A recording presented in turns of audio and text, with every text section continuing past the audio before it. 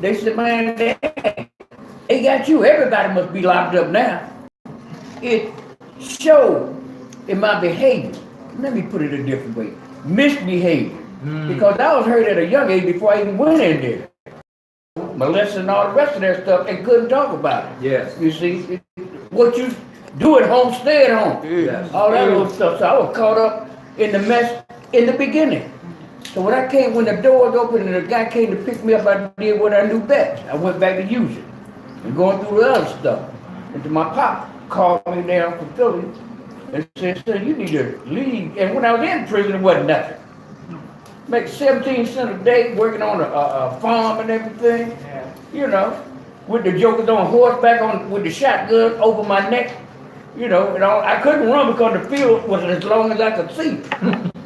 You see what I'm saying? So the best thing I did was what my pop said when I got out. He said, you need to come on up to Philly. The town down there that got too small for you.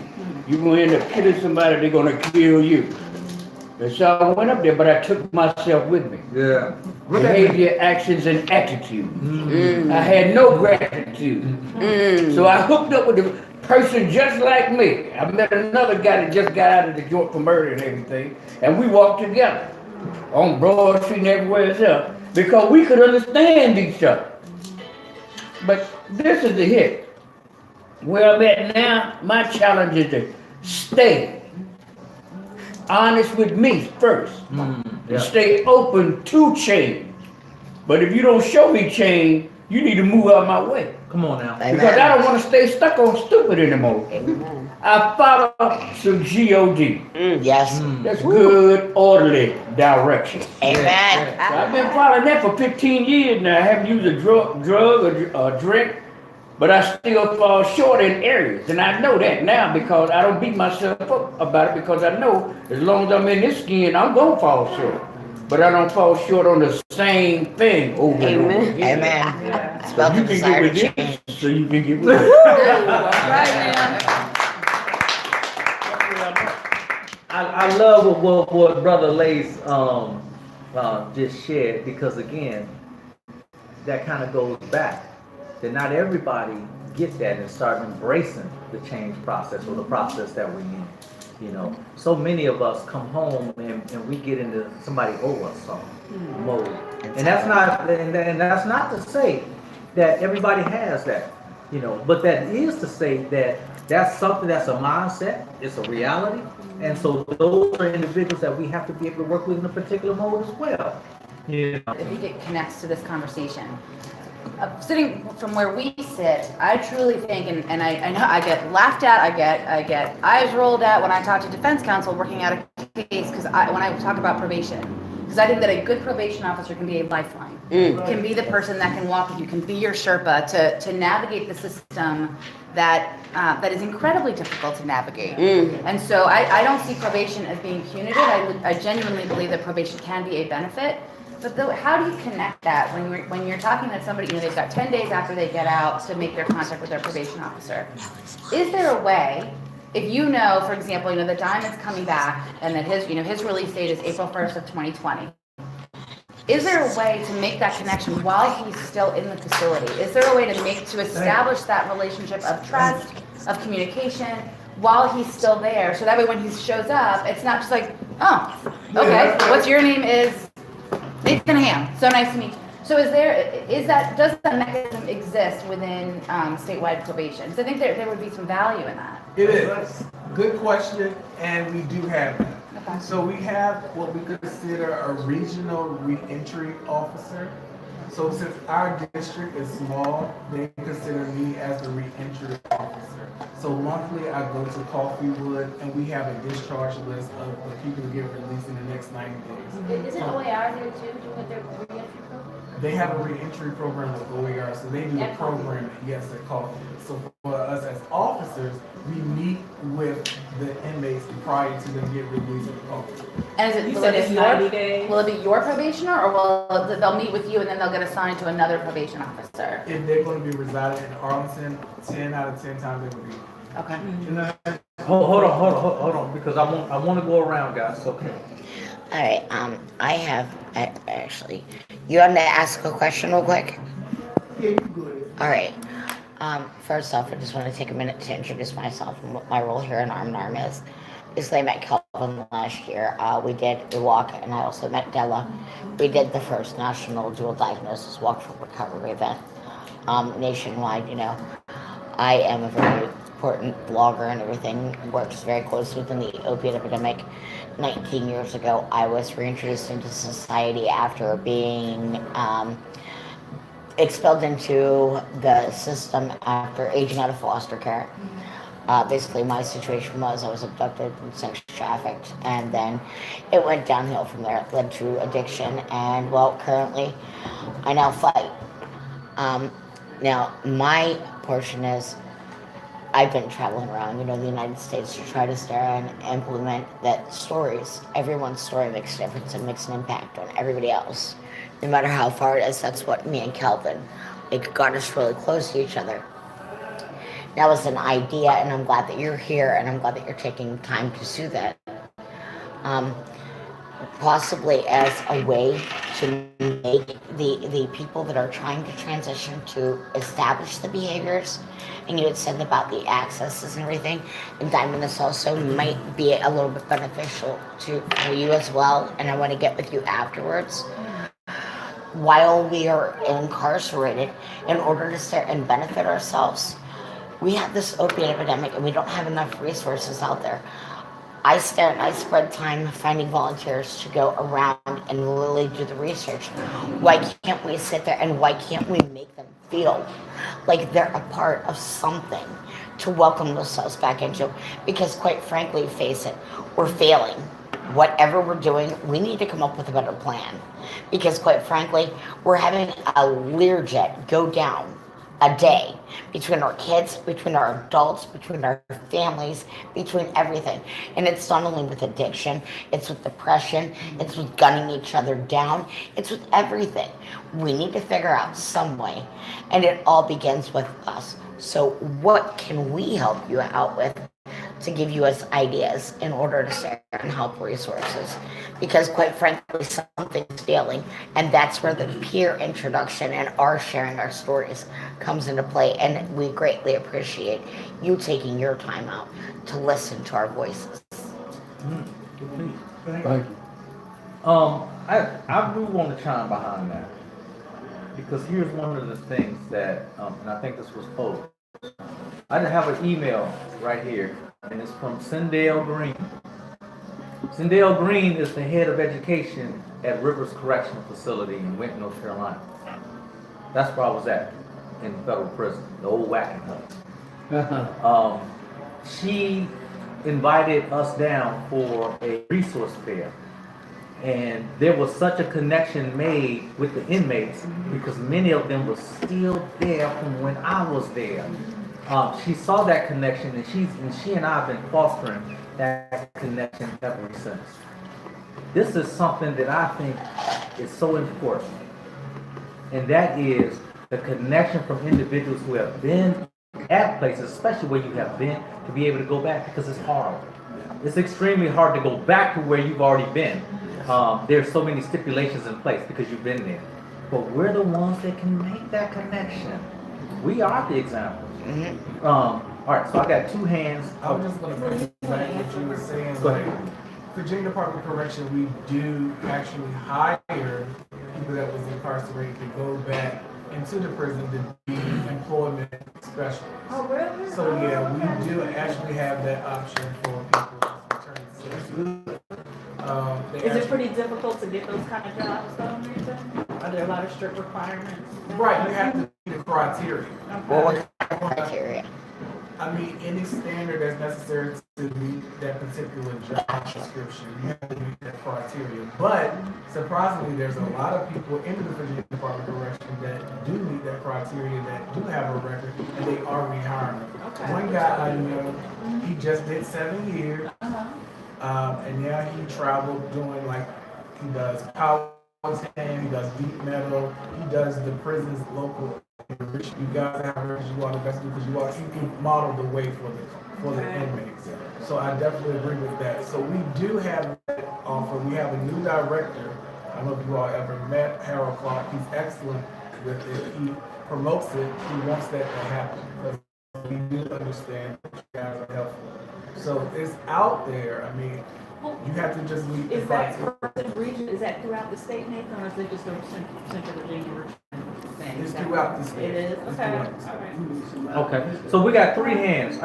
Go ahead, Theo. No, I was just gonna ask Don, I mean, he came out of the federal system, so it sounds like, you know, Virginia is addressing these issues, and there's always a need for more resources, and we can always do more, but are we hearing from you, Diamond, that the federal release program, pre-release, you had nothing like that to, you know, kind of prepare you for the reentry? Was there something that, you know, it sounds like the federal program is really wanting then, if you are sort of left adrift in the way that Nathan is talking about, had you been in the Department of Corrections in Virginia, you may have had a different experience, so that's distressing to hear. Been involved. This is the people to me. If you don't have a structure in society intact, the notion to go and going to release somebody from the pen to a broken structure with hopes of him being what he's broken. So you're taking a broken person into a broken structure, and you expect success. It's not going to happen. So, no, go ahead. So the key is this, or at least for me. If you don't have God in your life, you don't have Jesus Christ in your life, you have already lost. That's for me. Amen. This is just for me. The moment that I decided as a young man that I could do this, the good values and morals that my parents gave me, then my life took. What I deemed success was material success. But I wasn't successful with God. Amen. My key today, the reason I dress like I'm dressed today is not to try to get to impress. I dress the way I dress today because I have business to take care of. Amen. I don't want to sit around and wait on Arlington County to assist me. I'm going to go out and try to assist myself. And if that means walking wherever I got to walk, and that's what I do, it's okay. I gotta put in my own work. I'm gonna cut you right there because that right there is a great stopping point. And man, I just continue to. I'm very impressed with you, brother, and continue the awesome work. So we got several hands. I got Jose. I'm gonna actually start with you, Johnny. Then I'm gonna come back to Jose, and then Ronnie, and then Jose because you've already went twice. Come on. Hello, everyone.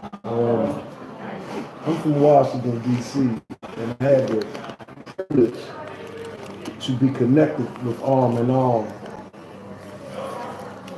And I was asked to come today. I'm glad I came today. I want to say, for me, I can believe it or not, I can understand the gentleman on the end, because my experience tell me that it's 2 ways to do time. Either you do the time or the time does you. This is universal. So I can understand when you speak. As far as my brother who just came home, he spoke when he said something about God, and thank God that he did, because in recovery we learned that you serve a God according to your own understanding. Amen. Meaning I don't have to pick your faith. Whatever faith you choose, all we ask, as it said, is that it's loving and kind. So with that in mind, that's one piece. There's a critical piece, because I'm sure everybody in the room that been in can nod their head and say, yeah, you're right. when I'm incarcerated, I turn to God. Make whatever of my choice, Jesus, Muhammad, or whatever, Morsi, Sunni, whatever. But soon as I get on this side of the brick, God gone. Now I want to run my own program. So when one of the barriers that I know has not been addressed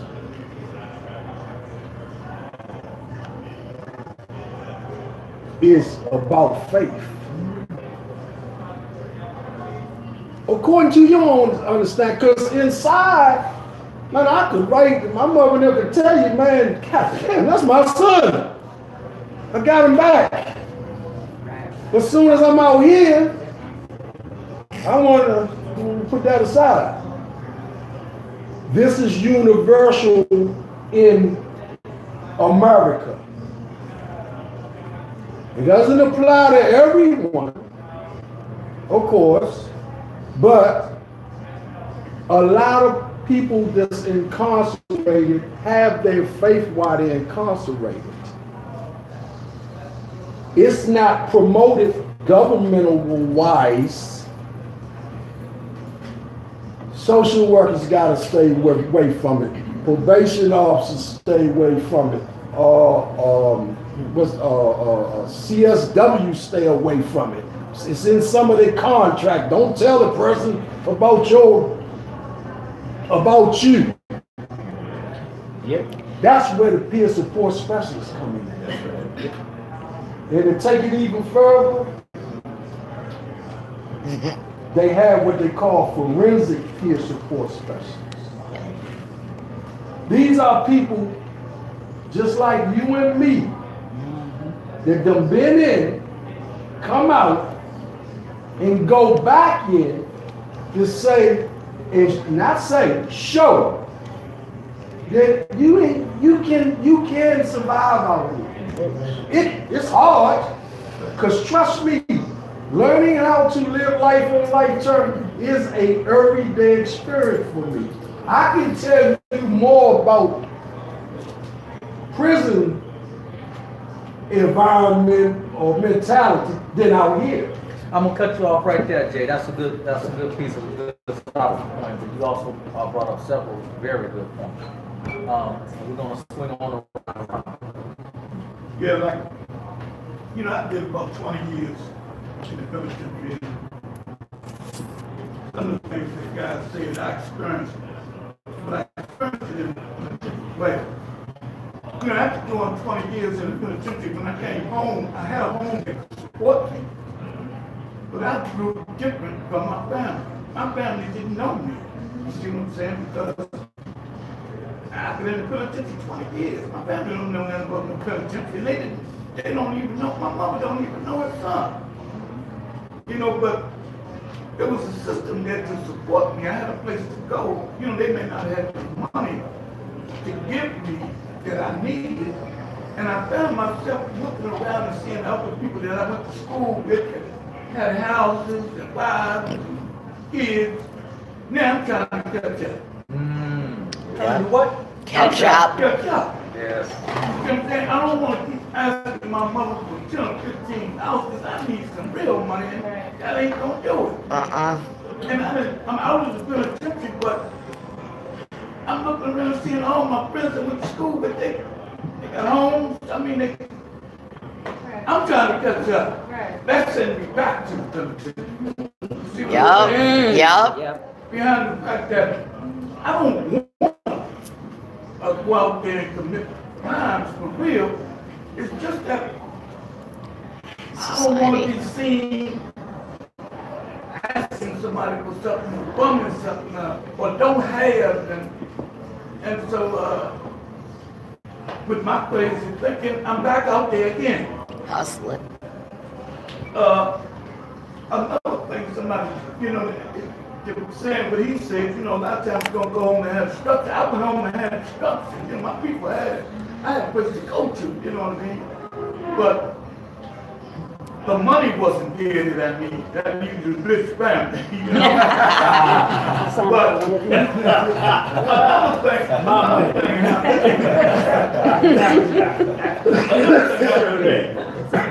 you know, they sent me to the military. They sent me to Lewisburg. I was young, I had a pan on my face. And I never thought I was a real nice looking person, but when I got to Lewisburg, I realized I was fine. Men were looking at me with lust in their eyes. I never realized, I never understood that. Man, if the judge had to sit me up there on a 30-day program and brought me back, I would have never got in no more trouble. You hear me? I would have never got in no more trouble. But I had to survive in there. And behind me surviving in there the way I did, I was able to walk with one of the roughest crews up in that jump. As a matter of fact, that crew gave protection to them boys you see in that movie called Goodfellas. Yeah, I was in there with them. And they had us close to them so that, you know, they could be protected from anybody else that might want to bother them, you know what I mean? So, it's just that I have to go head on and take on the mentality that I was around, because them guys, they ain't got like 50 years, they ain't never get out of country. They don't care. They know. You see what I'm saying? So I had to act that way too. I had to act like I ain't dead. Because now I'm going to be here with them. And you can't be there with them type of people and act like, you know, that Got some hope. you care. Yeah, you gotta But stay at heart. I'm just saying that I really didn't have the guidance that I feel that a lot of young men need. And if I can give somebody something that'll change their direction, because it's hard out here, there's no doubt about it. You know, everybody that's out here has found some rough times. I don't care who you are, you know, but sometimes when you're coming up and you're young, you think that you ain't supposed to have rough times. But every day, it don't rain every day, but some days it rains, you know. But, you know, I just like to be around so I can maybe help somebody understand that, you know, when I used to play basketball, we used to challenge. And I used to love a real good challenge. If a guy could play good like I could play, and we play one-on-one, that was a good challenge for me. And I take the day like that, man. I take the day like that, and I understand that some days are rough, but it's a challenge. And I accept that challenge just like I used to accept a challenge when a guy say, come on, man, let me see what you can do on this court. You see what I'm saying? It's a challenge. And I have to meet that challenge. I got to feel within myself that I can. And I think we got to get to the point where we have to let people know that, you know, it's a challenge. Got to enjoy it. You know, you're not going to always win, but you're not going to lose if you take the challenge on. And then You're not going to lose. that's such a major reason for networking. You know, I'm looking around at you guys that I'm regularly with who have different experiences than me. And I say this regularly at Game on the Line. I talk to all y'all daily. I need y'all to talk to y'all. So y'all can get the input that I get, because that's what helped me on my day. I just told y'all I deal with seasonal depression. Last week was super heavy. Super heavy. But I was reaching out. And it's people's experience that helped me to push right on through. Yeah. D over here, I'm gonna call on D right quick, and then I'm gonna go to Jose, and then I got you, mate. I've called her, and there's another one, Fran. These ladies came through the last peer recovery specialist training, and I call them like my mamas.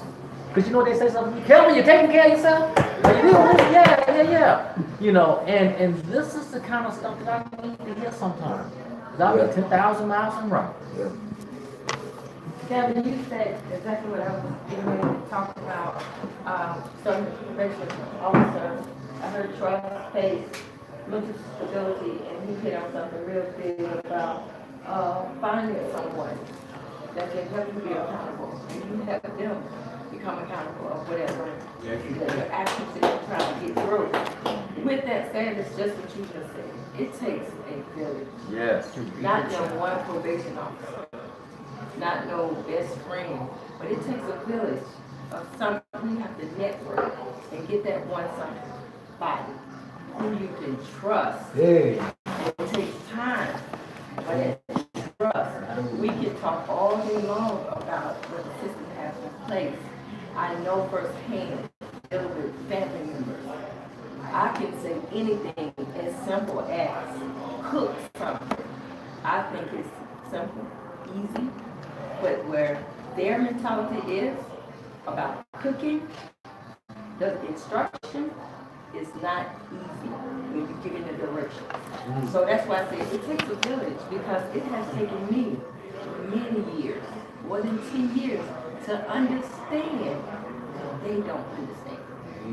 That is a challenge, just within me. But it took me many years, and I'm still walking the walk to understand and be patient.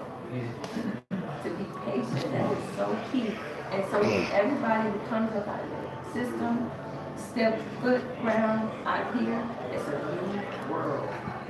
And it's hard to say, what can I do to help you? I don't even know where I'm going. I don't even have any thoughts about it right now. That's a tough question to answer. And it's so hard. It's easy to put that help out there. But I know firsthand, that help, you can't even see if it's even, the plant is being watered. You can't tell. Because that confidence, that trust, is not there yet. It takes a long time. But then you have some. They prepare themselves inside because they have learned something, seen something, heard something, and they have already made up their mind. When I get out there, I will not see those grounds again. But there's some that, whether it was prior to them going in or prior and when, that damage even further, that gets out here and cannot get in structure. They're not trying to hear what the system says it's saying do. That's going to help them, but they're not there yet. And it's just so it's a challenge. But that village, the different networks of those people that you see, oh, I know I can call her because she spoke about something I need help. I know I can call him because he said I help my people. You know, that is the network that we have to help that individual come to understand. You got to get that trust better. You got to break it down, and you got to start. Good piece. Come on, Jose, and then. Oh, then Nathan. Jose, then Nathan, then That's Amanda. good. He can respond to my question.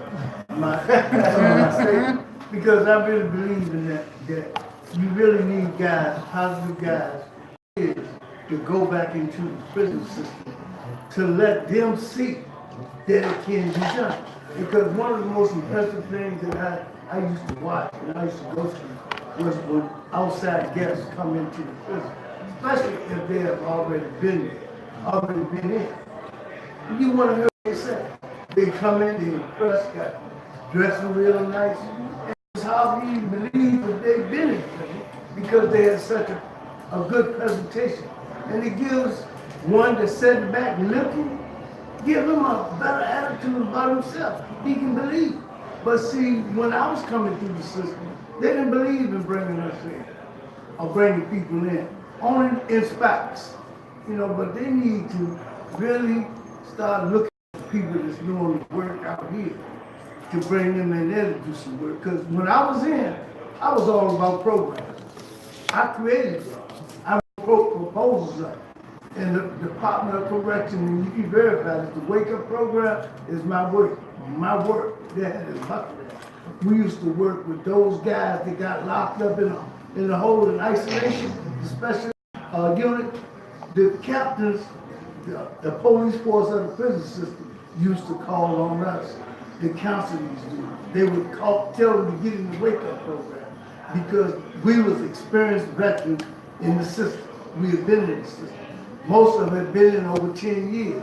So we knew and we could give an honest assessment of what's going on in the population. When they had the rise in the Virginia system in 1995, they changed the parole laws. Buckingham was the only system that didn't get out there. You know why? Because they had an IEC that informed the community, the prison population, while y'all rise. This doesn't affect y'all. Because it should usher you out of prison instead of keeping you in, because they got to make room for those they're going to lock up in you. So when they was trying to help, they was supporting the no parole law as opposed to being opposed to it. But it takes guys like to give them information. And what's so bad about it, the correctional system scared to take a chance. It's risky. You know what's going to happen. But you got the security safeguard to let these guys in. They know they're going to be shook down. They know they're going to be tested. Because you don't want that type of person bringing drugs or being a drug addict coming into the system, talking about some stuff they doing in the street. Dudes ain't trying to hear that. That's right, that's right. So I'm going to stop you right there because I just got chill bumps all over my arm. And the reason why, guys, is because he just put the book right here. Emotional Prisoner. This book was written by Jose Vargas, one of my sponsors. You know, and this was back in, he was my sponsor in '96. Wow. When my man got this book, he had no idea. He got a trip. But this is how it rolls. Now, this ain't about prison. This is about prison.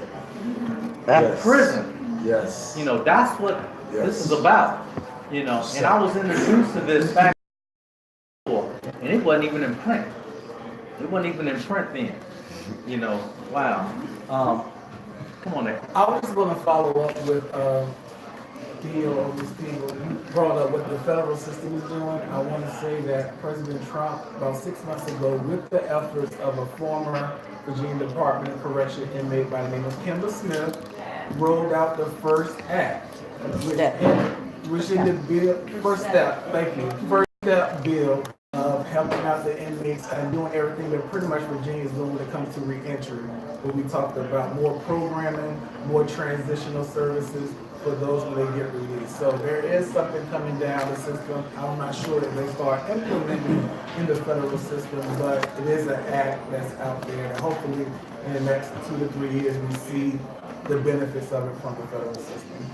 Wow. You just brought something to mind. So I just remember last Shop Talk, guys, was on the Day of Empathy.